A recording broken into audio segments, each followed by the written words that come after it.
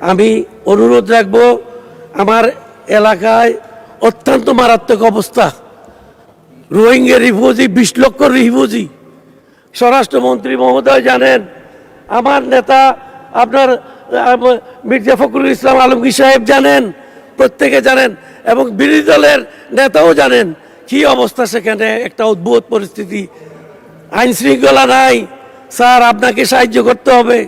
Home minister সাহেবের উপরে নির্ভর করে আমরা আছি ওখানে। উনি যদি সিরিয়াস হয়ে ধরেন তাহলে আমরা বেঁচে যাই। ওখানে মাদক ব্যবসা থেকে আরম্ভ করে অনেক কিছু আছে।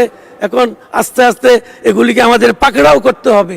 সুতরাং আমি আপনাকে অনুরোধ রাখবো, আপনার এই জিনিসগুলি যাতে সরকার যাতে সিরিয়াসলি নেয়, এবং প্রত্যেকটা জায়গায় আমাদের আপনার 10,000 হেক্টর আপনার এই যে আপনার গাছেরা নষ্ট করে ফেলেছে।